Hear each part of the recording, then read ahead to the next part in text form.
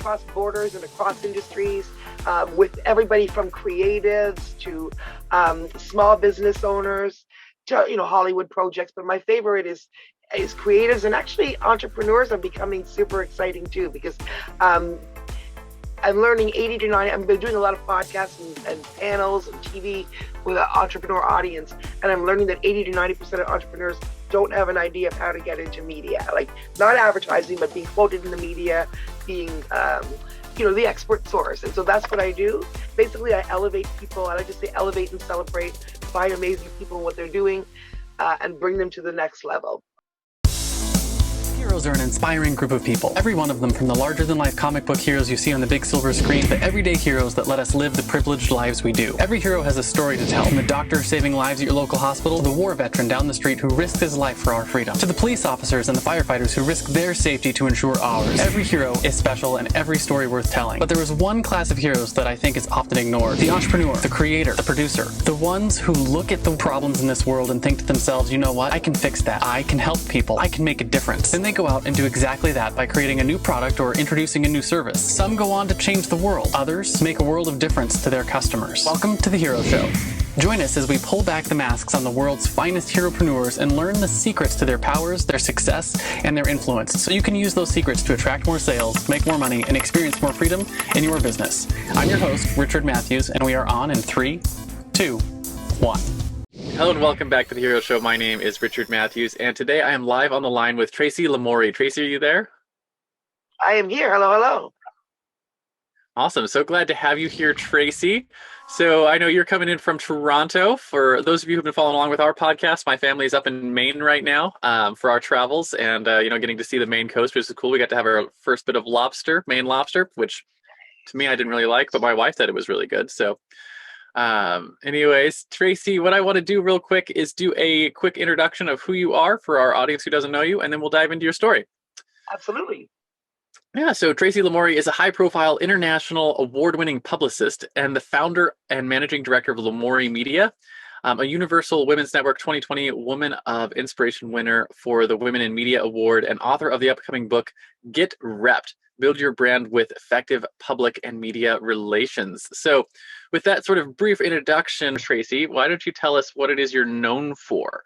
What's your business like? Who do you serve? What do you do for them?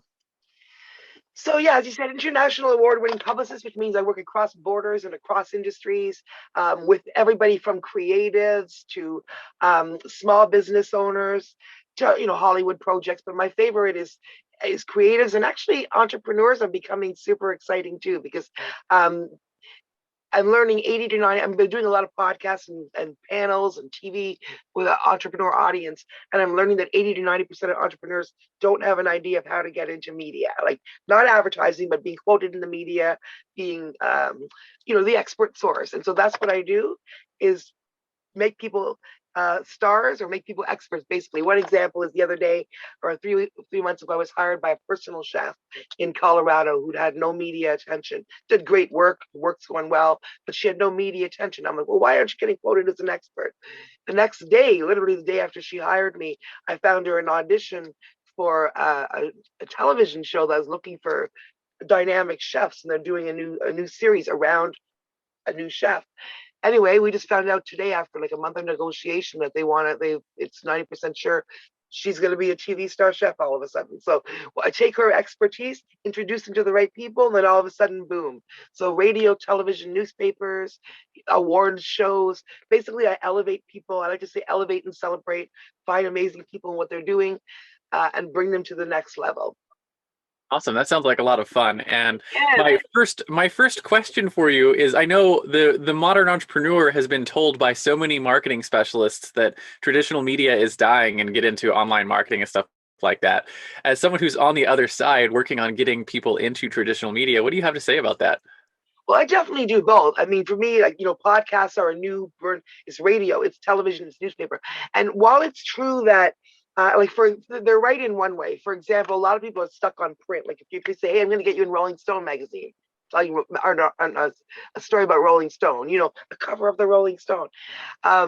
So we got a client into Rolling Stone magazine. And when we asked, well, are they going to be in the print? They said, well, actually, it's not going to be in the print edition. They're going to be in the online edition. But don't be upset, because the print edition, I don't remember the exact numbers now. So these aren't, but they were saying something like the print edition is under 1 million, like you're talking about 700,000 or something. And the online edition, you get 7 million views. So in that sense, they're right. The traditional, a lot of us older people, I want to be in the magazine, and hold it in my hands, or be on television. And in a lot of ways, and that some people think that, the old school thinks that's the highest level.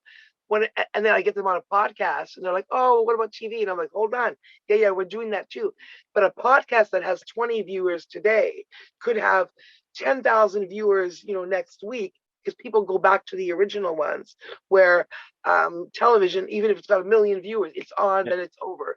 And unless you know how to use that, to build on that media that you got, it's just sort of flash in the pan. But a lot of the online stuff continues. So I utilize both television, radio, everything, and that is never going to be gone, because as long as it exists, it has that cachet. And it has television being harder to get into, than your blog, has that extra cachet. So as long as they exist, they're never going to be gone. But absolutely, we use all new media sources as well. And I use podcasts as aggressively as I do, television and radio, in service to my clients and also myself. I've built my own brand in the age of COVID, taking a little, there's no breaks, but as I've been sitting here, instead of traveling, I've been sending my voice internationally. And in 8 months, I've done literally 100, probably more now, 180 plus podcasts around the world, from Dubai to India to Toronto to Los Angeles, to just speaking all about, entrepreneurs and all this stuff. So, I'm seeing the huge value in the marketing and the connecting and the networking with the new media, but absolutely traditional media still retains its cachet. And especially, if you're quoted in Rolling Stone, if you're quoted on NBC, if you're on in the New York Times, that is, that's never gonna, as long as they exist, those are gonna be the cachet. Yeah.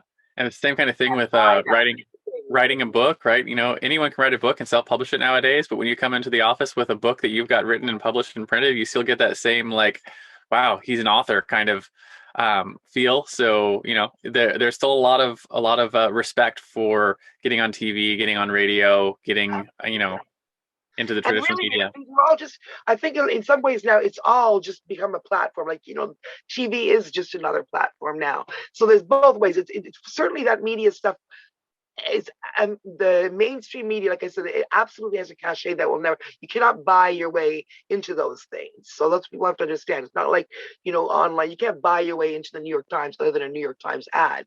You can't buy your way as a source. You can't come and interview me as a doctor in your news story. That's not, so that's that credibility of being that expert source, that third party credibility, that elevates you above your peers and attracts customers to you. And also, the really interesting thing that people need to understand about PR too is, and I hate the term PR, because really I rather talk about elevating and celebrating, because PR almost sounds like clinical, trying to correct a reputation or do so, and you're not, like, we're talking more about just shining a light and celebrating and saying, look at what's going on over here. And businesses, 89% of businesses aren't thinking of that. They're thinking about branding, they're thinking about advertising, but they don't really understand that there's a huge difference. The editorial aspect versus the advertorial is everything in terms of, getting the attention of the newsroom. And the way that you think when you're talking about advertising is the opposite of the way you have to approach a newsroom or a podcaster or media. And it's all the same. You have to understand your message, understand their audience, what value you bring to their audience, whether that's whether we're talking about Oprah, the New York Times, big, NBC, your show. It's all about, when you pitch it, it's about their audience. It's not about, hey, I'm awesome, come talk about my brand.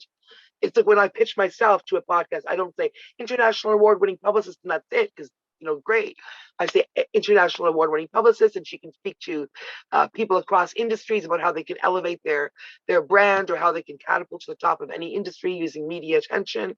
So you're talking about what value you can give their audience, and that's how you get heard when it comes to breaking media, as opposed to, and it sounds obvious, but really from an entrepreneur point of view, we're forever training entrepreneurs, and even ourselves as publicists. It looks like a great message, and oh no, wait a minute, but pull it all back. Wait a minute, at heart, it's really a company saying something awesome about themselves.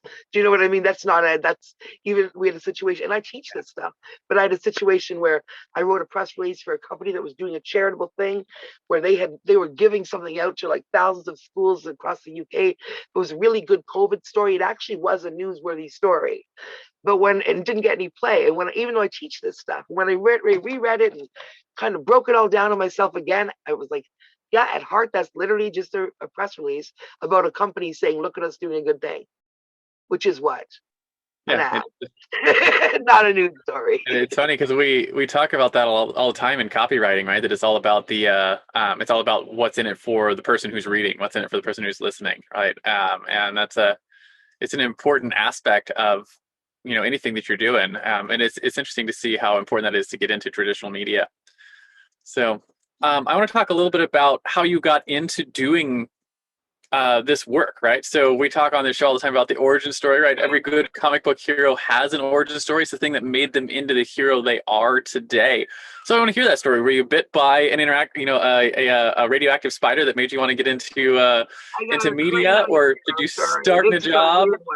So I never planned to get into PR. I would just have been a normal, trajectory of middle management and sales for somebody else's company or something. But no, so this all started because when I was in my 20s, my husband and I, Jay Parkinson, we were activists. We had a radio show, college radio, just CIUT. It was no longer after a couple of years, and it was the early days of the internet. We were still, wanted to make a difference. So we were just learning how to make a web page in the early days when it was just kind of Netscape and you didn't have to be an HTML genius to do it. And so we were just kind of collecting links and looking for interesting information and stuff that deserved sharing with our little activist hearts. And we, not looking for anything like this, absolutely not. We found this little corner of the internet where we found some information about a guy named Jimmy Dennis who was saying that he was innocent, factually innocent, on death row in Pennsylvania. And again, that was nothing, we've been activists, but nothing to do with criminal justice or certainly the death penalty or anything like that. So now they're like, gee, what called us? What made us, reach out or respond to that? And I think partly was because we were activists and we were used to, that's terrible. But also we'd been radio hosts, so we still had that in our mind about information gathering. Let's see what the story is here. So for some reason, and again, we weren't publicists, we weren't, we literally wrote a letter. And he was saying, I'm not looking for a pen pal. I'm innocent. I need help. I just desperate. This is the only way. I paid $20 for this. So hopefully somebody could hear me and help me. And for some reason, my husband and I thought, oh, well, how innocent can this guy be? I had no idea what drew us to do it. But we wrote a letter, like physically wrote a letter and mailed it to death row saying, what's the story here? And this guy named Jimmy Dennis got it in his cell. This is in 1998 when we were 28 and he was 27. And he wrote us back. I said 18 the other day, but Jimmy corrected me. It was 28-page letter. So he wrote us back like a 28-page letter written on both sides with all the details and sent some court documents that he had this out. Anyway, long story short, it was galvanizing enough. Even just what he said was enough for us to go, wait a minute. It actually doesn't sound right at all. There's like really disturbing. Look deeper into it. Long story short, Jim and Tony ended up going to the courthouse, spending hundreds of dollars, which most prisoners can't access, to get the actual court record so we could look through it all without a doubt and know what we're dealing with. That ended up leading to my husband and myself, again, 28-year-old activists working in sales, just to begin what we now call a campaign. But in those days, we weren't thinking like publicists. It wasn't a campaign. It was just activists making noise. We started what ended up being a 20-year campaign lasting. He was there since 1992. We met him in 98. The campaign ended up lasting for 19 years till he was released on evidence of factual innocence finally in 2017, when the courts finally just agreed with us. So that was a 19-year journey. And in that 19 years, I literally learned to write a press release in 1998 on Alta Vista, the precursor to Google. to let the world know about this. My husband wrote make the webpage, and I thought, okay, how do we let people know? Literally, we had the internet, right? So I could go to from the very beginning, go to all the newspapers' websites, find just their main newsroom email, no context, no idea how to do this. But I learned how to write a press release on the Alta Vista for immediate release, blah, blah, blah. Anyway, so it didn't get much attention stateside because when someone was convicted in those days, it was pre all these wrongful conviction shows, and there was no real avenue for that. The doors were shut, that was it. But we did get some international attention and amnesty, and eventually a small group was formed that ended up being the core of support for 8 or 9 of us for this man on death row who was past 2 execution dates, who had 50-minute phone call a week. So he used it to call us because his family didn't have long distance, and then we could take care of whatever the family needed. We could call and say, your daughter, this, whatever. So it was a long, long journey during which we became family. We ended up starting an we were so disturbed by that case that we ended up starting an organization called the Canadian Coalition Against the Death Penalty. He's a 28-year-old activist, way before PR. And this is not how you would start a PR company, normally jumping into like this kind of an issue. But yeah. But the funniest part of it was, so while we were, that story was progressing, a law firm got involved that was looking for a case of factual innocence 2 years in. They were looking across the country and looked like a unicorn from Washington, D.C., they decided to do a pro bono case. And they were looking for one that was actually factually innocent and deserving of it. Because of the noise we'd made, people kept saying, look at the Jimmy Dennis case. So finally, then the law firm had it, and it started to go through the courts, and for 17 years, and ultimately they freed him. But while that was going on, we were so disturbed by that we looked into further, the death penalty in general became an issue for us. And here's where it goes back to the business story. My messaging that I learned to do, writing that press release, ended up getting us as 28, 29-year-old activists with no legal history on CNN, MSNBC, Court TV, A&E. We were in Der Spiegel and the National Enquirer and People magazine and all these major TV where we were interviewed. Abrams Report, Nancy Grace. We were taken seriously on panels with lawyers. Here again, 29-year-old activists with no legal history. Of course, we were well-spoken. We knew our stuff. But then it took me many years before I realized that was when I was 28, 29, 30. It wasn't until I was 41, because all that time I was still doing sales. My day job was just stuff we didn't care about. Then we were doing all this heroic, amazing things, literally, after work. Yeah, absolutely. Not even relating to it as, literally we're on CNN, cover of this, cover that. Okay, now I'm going to my little sales job.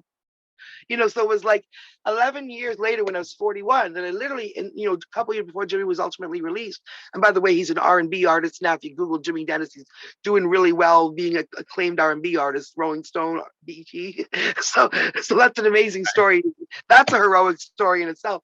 But so about 2 years before he was released, or a couple years before he was released, it suddenly hit me, wait a minute. I don't want to do, another 20 calls an hour right now for something I really don't care about.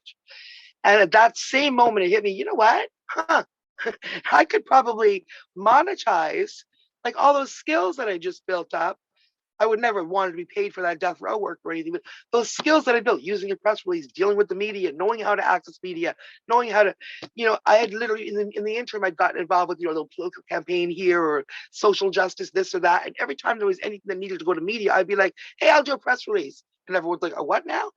But I knew how to do that and get media attention. So it wasn't, and then all of a sudden I had a light bulb moment going, hey, I could probably monetize this. Isn't that a publicist? And that was literally 13 years after I'd been getting CNN, MSNBC, Court TV. So now I'm like, oh my gosh, why didn't I think of that earlier? Because the second I thought of it, I'm smart, I'm strategic. I probably in a New York minute, I never made another phone call for sales. And right away, like literally that hour, I was like, yeah, I'm done with that. And because it's the wonderful age of the internet, we have this box in front of us where we can figure it all out. I was able to, literally I got my first client as a freelancer, and then got another couple of clients and rocked it, did really well. And all of a sudden I'm hired by Angela Sadler Williamson, who's Rosa Parks' cousin, like Rosa Parks, yeah. The legendary, civil rights. So And then I'm getting that, like, I'm still like stunned that she hires me in Canada for her book and her movie and about Rosa Parks, her cousin. And that went really well. So then all of a sudden I'm in the game and I have the confidence. And that's it, I'm a publicist now. So we started that I opened a general partnership for 5 years. And then just during COVID, things have been going increasingly well. Like I said, 2019, before COVID, I was on literally 9 business trips to eight projects, 5 countries, 4 continents. This is a telesales girl, a few years ago. And now, so I couldn't be doing better. I literally won awards for what I do now. I never went to school for this. I've just figured it out. Huh. Yeah, that's an amazing story to go from pro bono saving someone from death row, like legitimate hero work, into leveraging that into a business where now you're helping entrepreneurs, get their story out and get their stuff. That's story. Like, it's so, like, and also who would start if you were going to go into publicity, which you'd think, oh, you should you're not going to start with death row. Who's going to start with, and also start with death row and building, like, if 10, like, now if you Google my name, you see literally 9,000 things about PR, literally, right? Because I've been very successful at building my brand. But if you Google my name 10 years ago, you know what you would have found? 5,000 links to Tracy Lamourie, all about the death penalty. And some of them are still there and some of them are gone because over 20 years, I guess some things drop off the internet, or, these links are gone. There used to be 5,000. So I've literally twice, I realized the other day, like literally in 20 years, twice, I have built a global reputation for myself, my name, on 2 different things, completely different things. So it's really what's in there. And I'm not magic. I'm just smart and strategic. That's why I do this for a living now. I know how to do that. Like, it's not hard. It is, but it's. So I think that's a really good transition into talking about your superpower, right? So every iconic hero has a superpower. Whether that's a fancy flying suit made by genius intellect or the ability to call down thunder or super strength. In the real world, heroes have what I call a zone of genius, which it sounds like you've really found, which is a skill or a set of skills that they either were born with or they developed over time. And it's the superpower that it allows you to help your people slay their villains, right? And to come out on top in their own journeys. And if you look through all the skills that you've developed over your career, there's probably like a common thread that ties all of your skills together. And that common thread is where your superpower is. So, knowing what you've done over the past 20 years, what do you think your superpower is? I think this sounds like kind of obvious because this is being a publicist, I guess, but I think really communication. And I read in, and I'm a reader. I read everything cover to cover. That's a superpower too, actually. And like literally the knowledge that you accumulate about just random things like this. But I read in Psychology Today, because I read everything cover to cover, that communicate, that the number one key to success is the ability to communicate well, more than like in life, more than math, and that's the key to success in everything, in business, in relationships. I tell my kids that all the time. It's true in literally everything, because right, like how to make yourself understood, to make yourself, what does that mean? What is it? People like honestly, if you can communicate your intent, your thoughts, your feelings, that is literally magic. So I think communication is, the ability to words are my superpower, I guess. And also, you just can't, you just can't discourage me.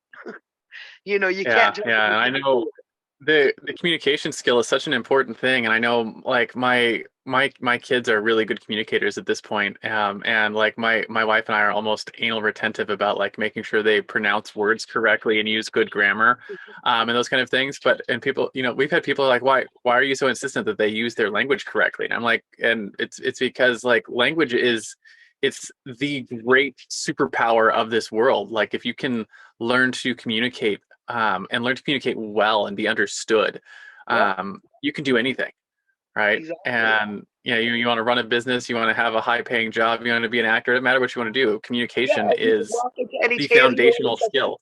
It's that, and then obviously the part of that is the confidence to be able to do it well too. Like it's all part of, part and parcel. You have to be able to like just feel completely comfortable walking up to a table of, whoever. and Yep. understand that, there's no reason you should. I'm not saying go in and bother everybody at every table, but I'm saying you should. That's not good. But you know what I mean. I'm saying, like, and inappropriate. You should Let not that feel back. intimidated, or like, yes, like, any, doesn't matter who it is. I don't care who it is. There's nobody that should intimidate you. There's nobody that should scare you. Hi, I'm Tracy. This is what I do. What do you know what I mean? Like, and if you have that attitude, there's no, like, people like that. People are comfortable with that, from the celebrity to the whatever, like, everybody is comfortable when you have that attitude, because people want to be treated like, people want to be comfortable, and everyone's uncomfortable walking into a room. And usually, not everyone, but a lot of people are. And once you realize that, then you go in there and you become the comfort zone. You can be like, Yeah. no, I have no reason for that. Hi, everybody. And then you realize, you know what I mean? If you feel less confident walking into a room, take comfort in the fact that almost everybody has that feeling. 80% of people, if they walk in a room with people they don't know, they feel a little nervous. And so what really makes the vibe of the room work, and what makes everybody comfortable, and you want to make people comfortable, right, is if you feel comfortable and you go up and go, hey, okay, guys, hey, thanks for coming. Like a little thing like that, then there's a focal point. People are like, okay, what do I do? Like, so when you realize that everybody has that, or many people have that, it really changes your perspective. Because a lot of people, 60 years old, they go their entire life feeling nervous about walking in the room, second guessing themselves, whatever. And that really holds you back. But you realize most people in the room are feeling that way. You're no different.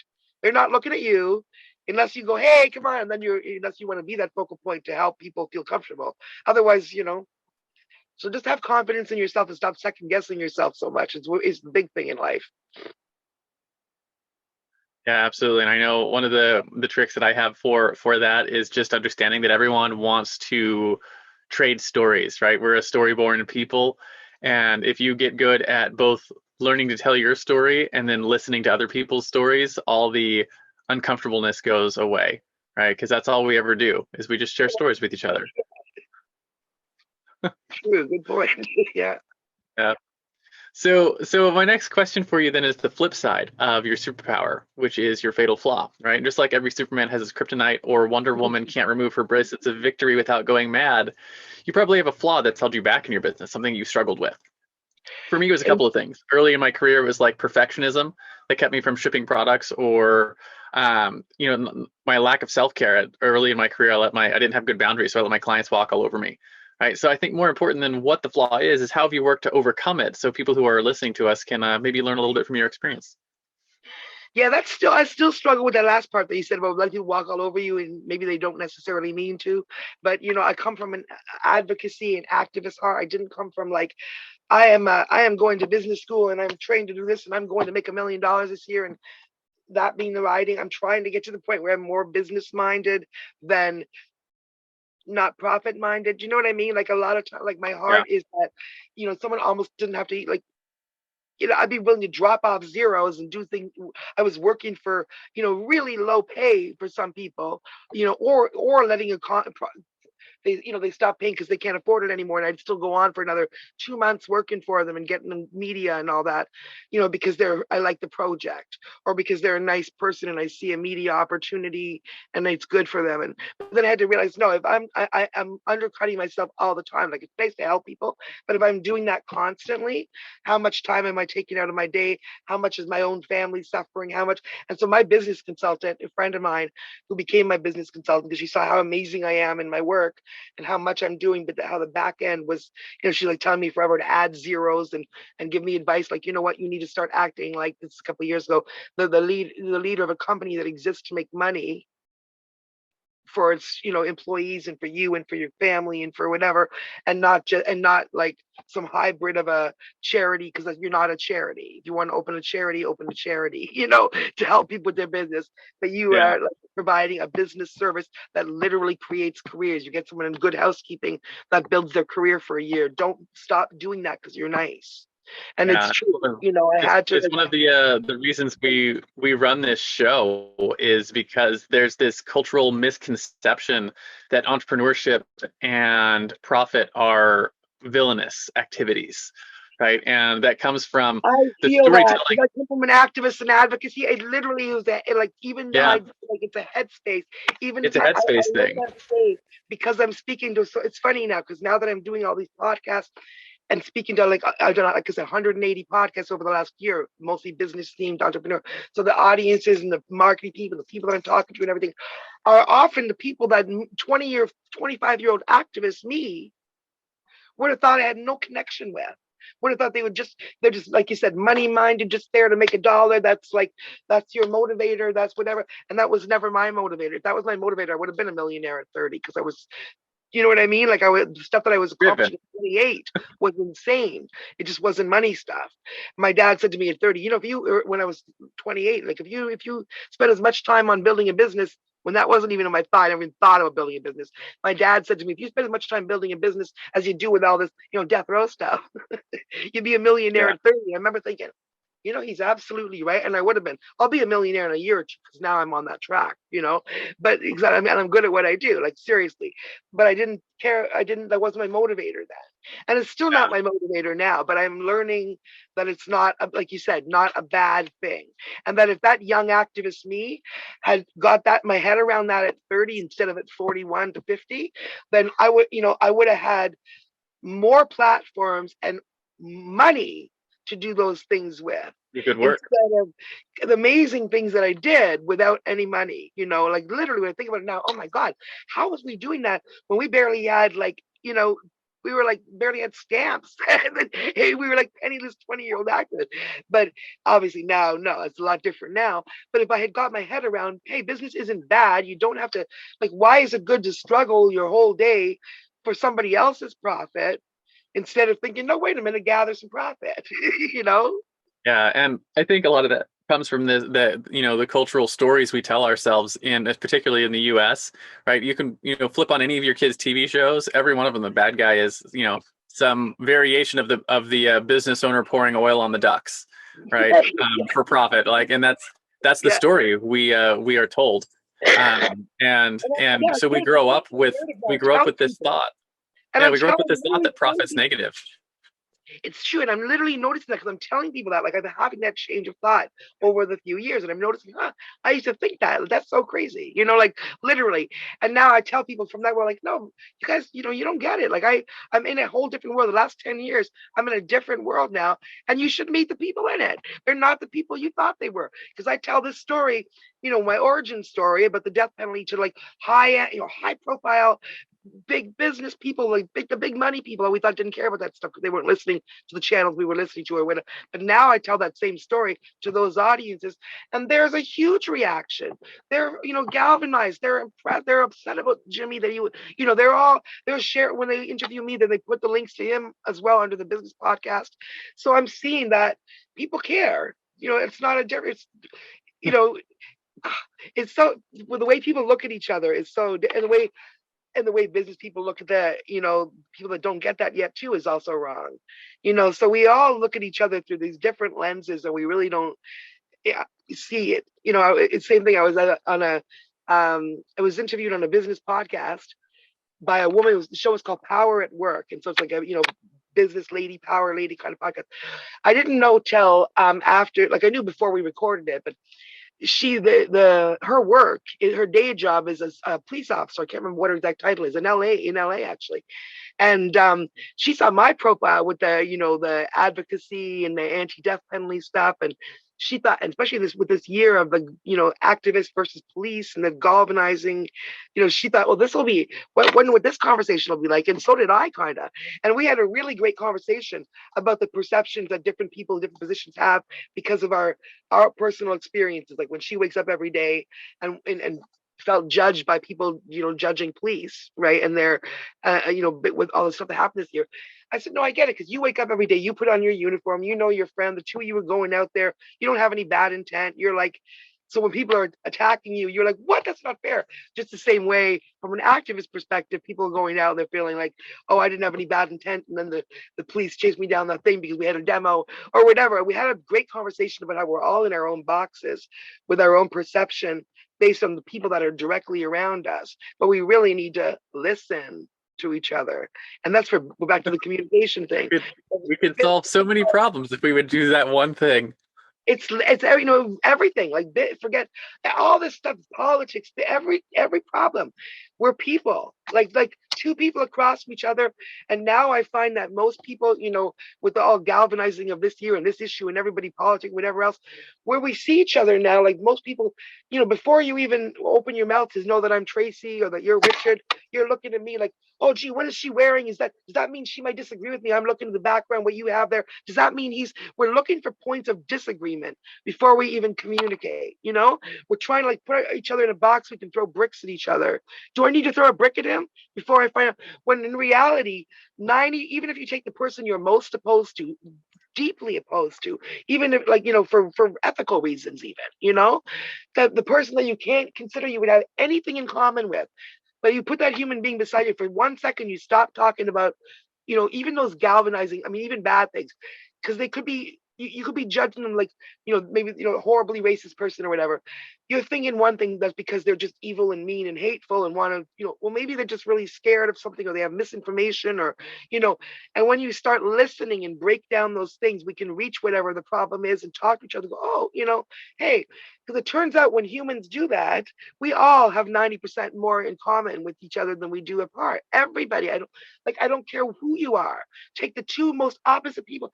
Again, when you bring it down and stop shouting and talking about stupid stuff, what do you care about? You care about waking up that day, you went to the bathroom, you cared about your mom, you cared about, so we talk about those things, find the commonalities, and then don't ignore the differences and the problems. We need to work out a lot of things. I'm still an activist that thinks we have a lot of problems that need to be, solved together by listening and talking and getting away from this, like, I don't know. Absolutely. It's a big problem. It's crazy. So, But people say that it starts with listening for real and caring about the answer, not just like waiting to talk about absolutely. it. So I want to shift gears a little bit and talk about your clients, right? So the people that you work with nowadays, in your career as a publicist, or you said you elevate and celebrate, right? And I want to talk about your common enemy, right? And the common enemy, right? Every superhero has an arch nemesis. It's a thing they have to fight against constantly.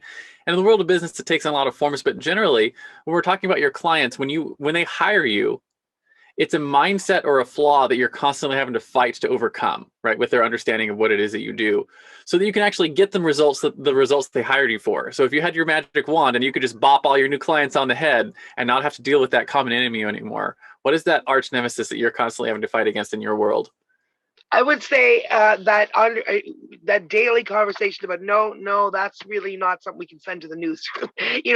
Which comes down to back to the editorial versus advertorial. Because as entrepreneurs, we're just trained to talking about our product and what's better than the other and what, or like there'll be opportunities. I'll get an opportunity for a client to be quoted. Like for example, I had one clients in they have a, my brain's not working, groundbreaking, uh, innovative kind of company in the home renovations field, kind of like an Airbnb kind of influence, or like disruptor kind of thing.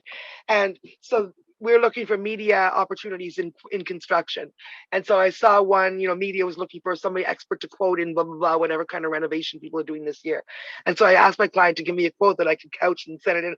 And he gave me, basically the answer was, oh no, well, this kind of renovation is really hard. Our company, this company, solves that problem and we can do it for you. And I'm like, okay, no, that's not what, again, this is like a Reader's Digest or something article where they're doing an article about home renovation. So they're quoting experts about home renovations. It is not an opportunity for you to say, oh, don't do that, call my company.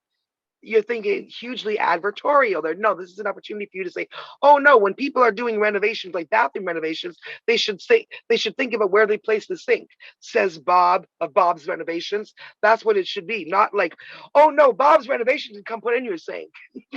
So that's like a constant misunderstanding, because clients understand marketing and they understand advertising and they want to talk about their product and they want but they don't understand that this is a completely different game. We're talking about building you. It's not about your product. It's building you as credibility. Have you ever watched Have you ever watched that TV show Food Network Star, where they it was a number of years ago, but the Food Network used to they did a competition where they brought people in and they taught them how to be TV hosts. And like everything that you're saying right now is like what they taught. It's like how to talk to people, like for that type of how to talk that way. And it struck me. It was like, hey, that's what you're teaching people how to be stars. Right? Exactly. And like I said, with that story with the chef that hired me, and literally, a week later, I said, "Oh, check this out. I just happened to see this. I'm not sure what they are, but this TV production company is looking for chefs. And now literally we got the note yesterday that, oh, the board of directors loves you in New York. The New York distributor wants to see a half an hour mock-up of the show that we're describing. So the TV company is gonna, come out and do this is just a chef. She has no media experience. Now all of a sudden the TV company's coming, putting her up to it. Now all of a sudden, literally, like, she has a new job. It's like 99% sure. A television host job.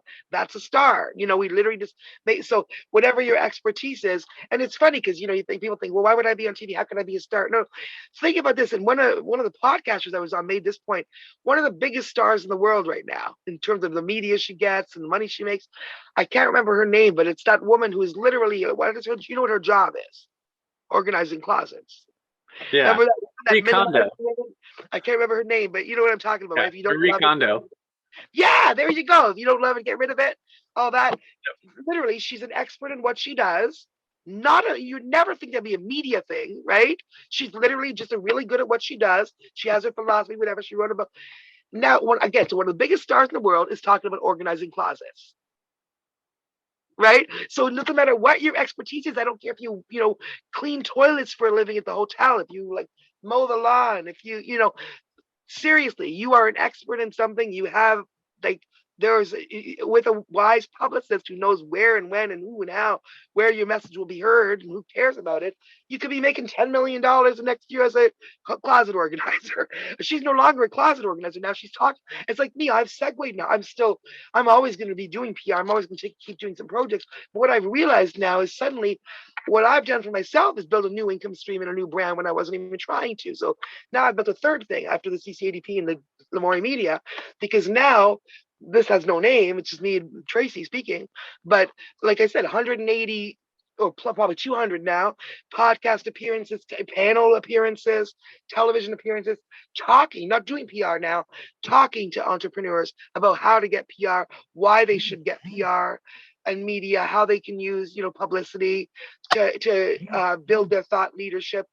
So now that is literally, if I want to, on the other end of COVID now, I could probably stop doing PR 100% and literally just start being a speaker about how, teaching people how to get into media, teaching entrepreneurs why they should be thinking about this, teaching about the difference between editorial versus, and then, so I could literally just start doing stages at $100,000 a speech and then go and not do the PR.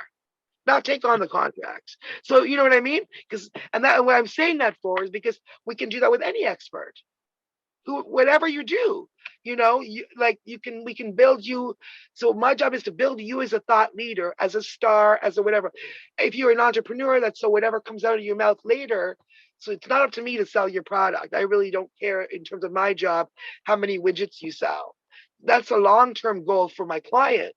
But my job is to get them the media that gets them the credibility, that builds that whatever, so that when they open their mouth, they sell widgets. So whatever they do, whether it's the widget selling they're doing today or the job they might want tomorrow or whatever, I build their credibility so that they are, a superstar. Awesome. So I want to talk about the flip side of your common enemy then, right? So if your common enemy is the thing you fight against, right? And you're fighting against that mentality that people want to talk about their widget and not talk about how to be a star, right? Not talk about the stories. The driving force is what you fight for, right? So just like Spider-Man fights to save New York, or Batman fights to save Gotham, or Google fights to index and categorize all the world's information, you have something that you fight for, a mission, so to speak. What is your mission with Lamourie Media? I would say, if you had to put it into one word, I would say, obviously the mission is a business. So I got to remember what my business consultant said, like obviously the business is a business, not a charity, but still, it still has my common mission, I guess. So I was a really little kid. I've always been anti-racist. I've always, fairness, equality, all those things, because it's not fair. So not just racism, but, gender equality, or like whatever, where the kid in the kindergarten why they both should have the same half cookie. I just think fairness, equality, justice, so as much as possible, I think that what it comes down to is, you know, whatever word you want to use for that, people caring. Like, I think the bottom line is human beings, not profit. Is people, not profit. And at the end of the day, I mean, everything, you can't have profit without people. You can't run a business without people. You can't do anything without people. So really, to me, people are the bottom line, and that comes from the activist thing that got me into all of this in the first place. Awesome. So with that, so the mission is essentially to help people get their message out and to get their value out to the world, and really to elevate that. People, yeah, like elevate and celebrate, to give people voice, to let them be heard. Yeah, that's a good mission too, right? Because it's got a huge ripple effect, right? It's when you help someone, they get to help a lot more people. And even if it's selling widgets, those widgets they're selling because they're helping someone do something. Yeah. So I mean, yeah, exactly. Even the widget, like it's like I'm passionate now about the entrepreneurs. You know what I mean? As much as I am about the people with the message, because it comes down to, for me, it's not, it doesn't have to be a great cause or what. It comes down to the person. If who's my perfect client, it's not what job they're in. It's not what career they're, not whether they're creative or whatever. It's literally that person. Like, are they, are they a good person? Are they ethical? Can I stand beside them? Am I excited about getting the media? Do I want, do I feel good about giving them another platform? And I always want to. I won't take on, I say no to as many clients as I say yes to, or maybe not quite as many, because most people that come to me are pretty much within, it's rare that someone comes to me where I'm like, huh? I don't know why you came to me, but they do sometimes. Once in a while, I'll get a project where I'm like, that is so far off, like my whole everything. I can't understand why. I know I'm a killer publicist, but I really don't understand why you would have thought like I was a publicist for you for that one. No, I'm way too good at what I do to help you get that messaging out. How's that?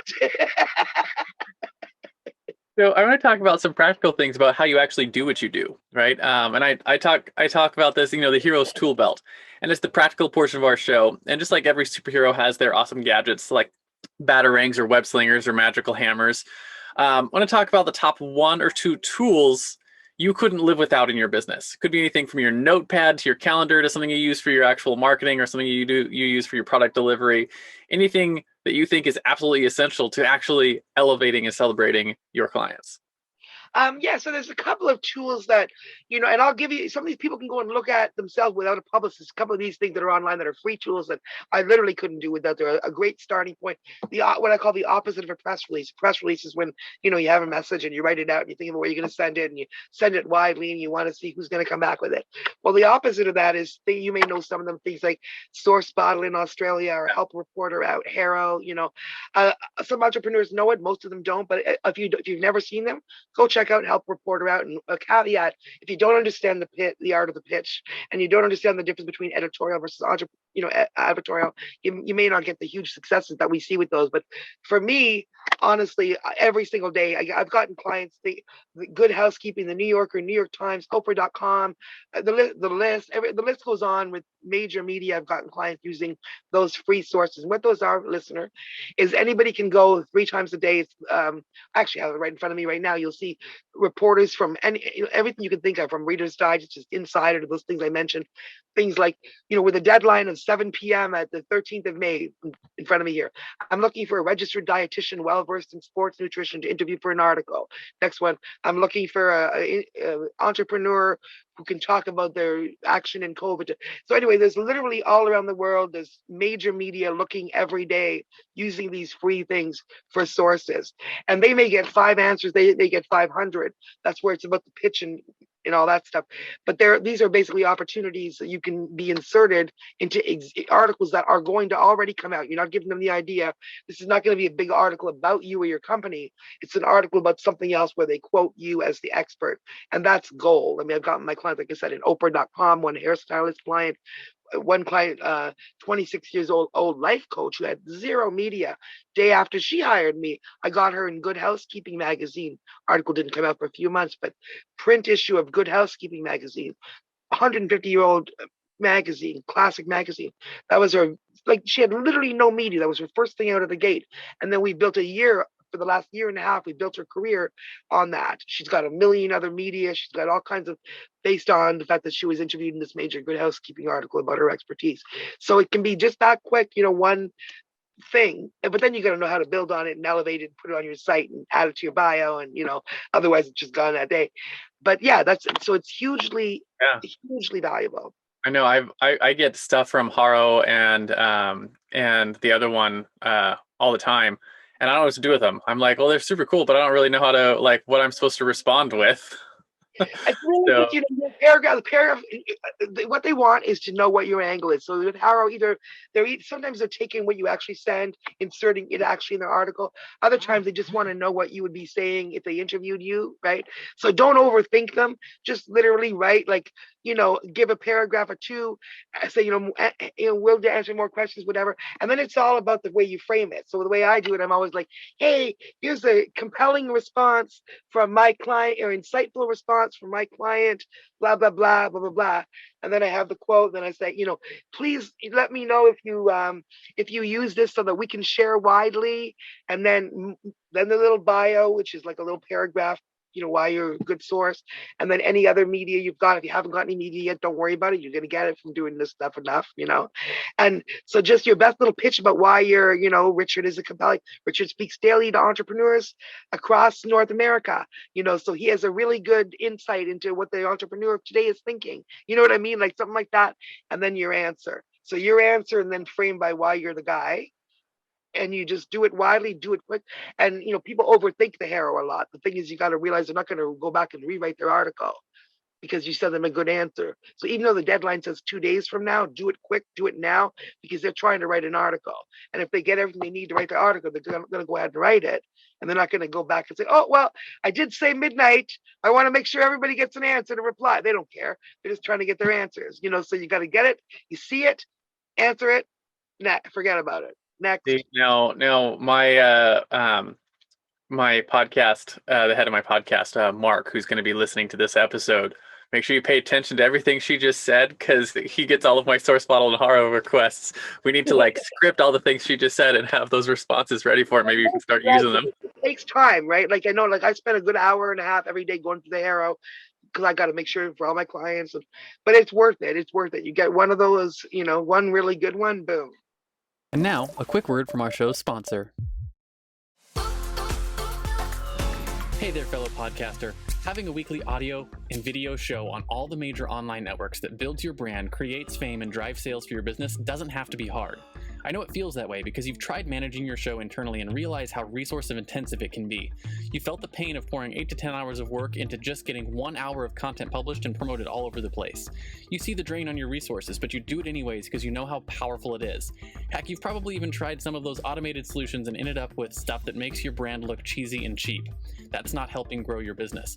Don't give up though. The struggle ends now. Introducing Pushbutton Podcasts, a done-for-you service that will help you get your show out every single week without you lifting a finger after you've pushed that stop record button. We handle everything else: uploading, editing, transcribing, writing, research, graphics, publication, and promotion, all done by real humans who know, understand, and care about your brand almost as much as you do.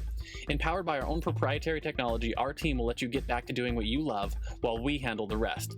Check us out at pushbuttonpodcast.com/hero for 10% off the lifetime of your service with us, and see the power of having an audio and video podcast growing and driving micro celebrity status and business in your niche without you having to lift more than a finger to push that stop record button. Again, that's pushbuttonpodcast.com/hero. See you there.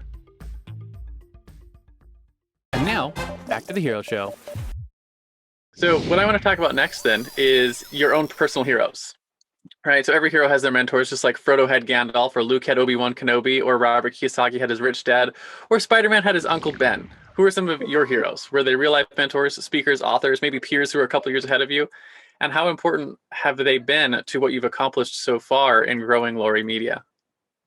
Yeah, so other than the obvious, which are my parents, which instilled in me that you can't, kick ass and don't take it, other than my parents, number one. But you know what? John Lennon. Okay. In 1980, I was 10 years old, so I'm not a 60s girl. I was like 10 when he died. But he was, probably my biggest single influence on my life, probably in terms of activism and advocacy. Because I remember if you're going to have a hero, you know, when you're a kid and you listen to what your heroes say, if you're going to have a hero, he was a pretty good one, because his message was do it yourself. Don't just have, hey, yeah, there was the peace and the activism and all that stuff. So there was the advocacy, speak out part. But he also said, don't follow heroes. Don't just follow us blindly. If you like what we're doing, awesome, do it. But if you have an idea, do it, and maybe we'll follow you. I think I listened. Like, honestly, it gets that internalized, right?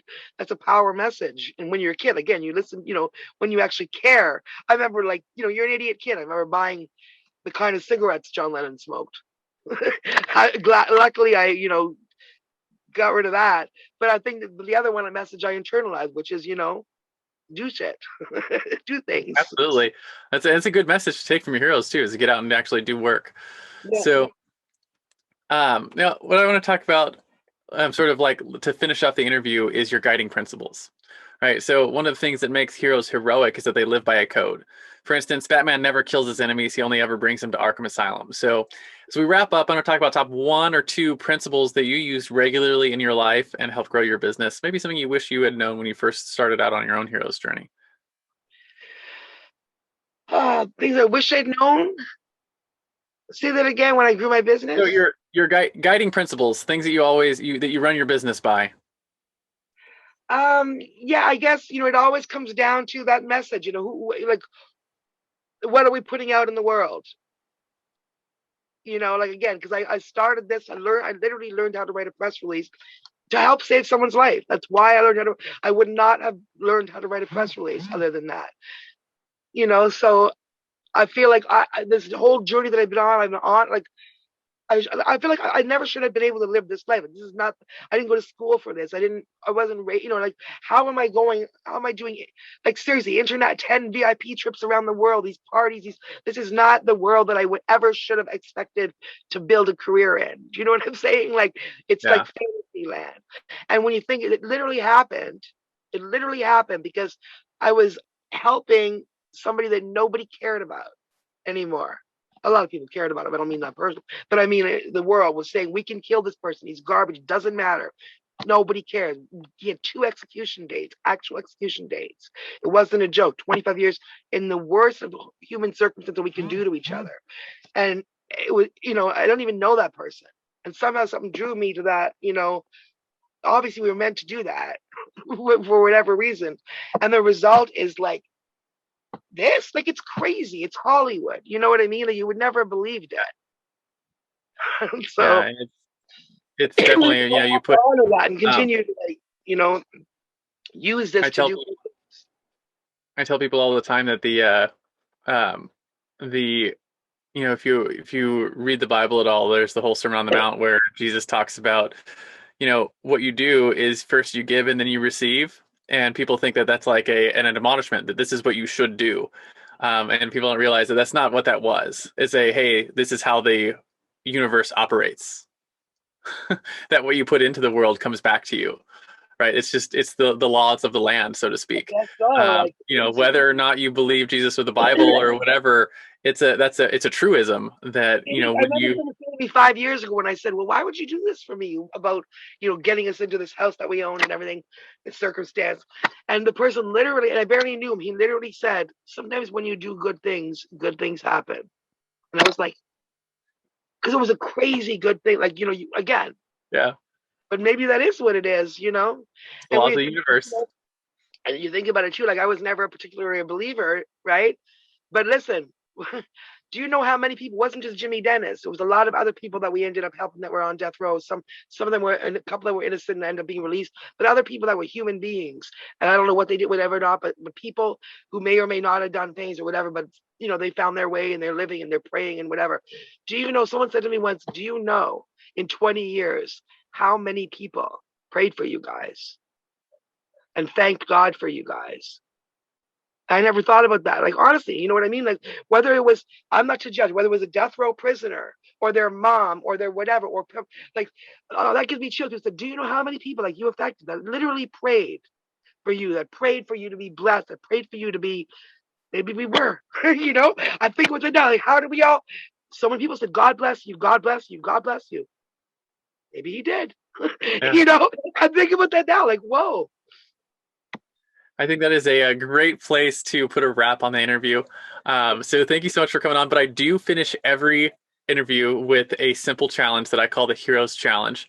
And really, this is just a selfish little thing I do to help me find stories I might not find otherwise. So the question is simple. Do you have someone in your life or in your network that you think has a cool entrepreneurial story? Who are they?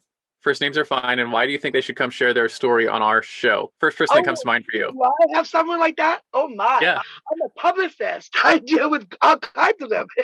Try to So start first one that comes to your mind. The first one that came to mind, I'll tell you, is Christina. And I got and friends, listeners, not because all your stories aren't, I got a million of them. But just when you said that, Christina came to my mind, maybe because I've written about her recently or what.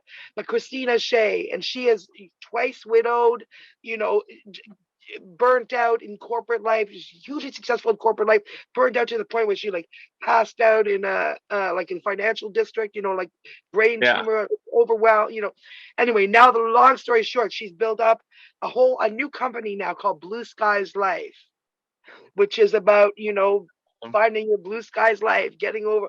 So it's a holistic health and wellness company that she speaks. It's got products, but mostly it's her story, her. And oh my God, her story. Part of it is actually her story, trademark. And it's her story, meaning her. And she wants women to share their stories, share their successful stories and life stories. So Christina Shea and Blue Skies Life, when you said that, was literally the first one that came to my mind. But I've got, a ton of others too that are, well, we'll see everything. if we can reach out to you afterwards and maybe get Christina to come onto the show. Maybe she'll do it, maybe she won't, but we always try to get people to come on the show. So I'll definitely invite you.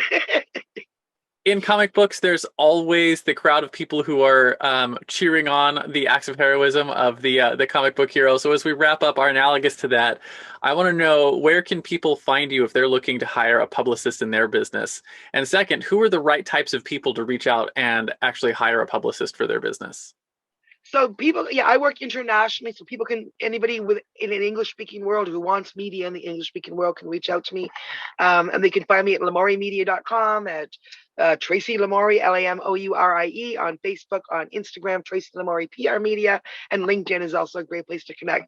In terms of who, literally, as long as you're an ethical person, with good intent, then, doing good things, and the good things can be, whatever you have a great business idea, an entrepreneur idea, you're a creative doing amazing things, you're an author, a speaker. So really there's no particular person, anybody who has, everyone has a voice. And if you want to raise that voice, you have a message, whether it's a business message or an inspiring personal message or a story you have to tell, whatever it is, there's a lot of opportunity to tell it. So you can reach me at all those places, and I'm happy to do a 30-minute free consult with no obligation, of course, where we can just talk about what you might expect. Yeah, so as long as you're not like literally pouring oil on ducks for money, it's probably a good fit. I have to like you, like I have to feel like, if I hear, if I feel like, oh yeah, okay. Generally, I don't take it on because I think ethically you want to have a passionate publicist who really feels your thing and really cares, and then I'm going to understand who the audience is. So if it's like, oh, I don't really get it, I might just refer you to someone else. But chances are, if you're enthusiastic about it and it's a good thing, you're going to get me excited about it, and we're going to find ways to do it. So awesome. So thank you so much for coming on today, Tracy. It's been a pleasure hearing your story and just hearing your enthusiasm for what you do. So thank you for coming on. Do you have any final words of wisdom for the audience before I hit the stop record button? I always end with two things. I quote Jimmy Dennis, which is never, never give up. Because when a man, 25 years on death row tells you that, like, honestly, never, never give up, because whatever you're facing, you can beat it. You really can. Because if he could do that, we could get him out when everyone said it was crazy. You can't. And then even he, gets a little depressed sometime or whatever. It's rough. And so I quote something I saw on the interwebs, which was, we didn't get this far to only get this far. So for him, I say his story's not over till he gets the Grammy, and because he's an R&B artist. But for for us, whether you're doing really well and you just keep on going because there's more to it. You've got a goal, you can keep on hitting those goals no matter how high they are. But also, more importantly, to that person who wanted to jump off a bridge, I'd like to end this way, who is depressed or overwhelmed right now because it's been a rough year. If things aren't going your way and you feel like you're not winning, you really are. You're a winner because you made it this far. Everybody has challenges and all that. Assholes, excuse my language, that beat you down or whatever it is in life, you got through it and you kept on standing and you're still here. So you won. So don't not win. Don't you can't fall today. You can't drop today because you never know what's going to happen tomorrow and you want to be here for it. Absolutely. Thank you so much for coming on today, Tracy. I really appreciate it. Thank you, Richard. It was really, really fun and really worthwhile.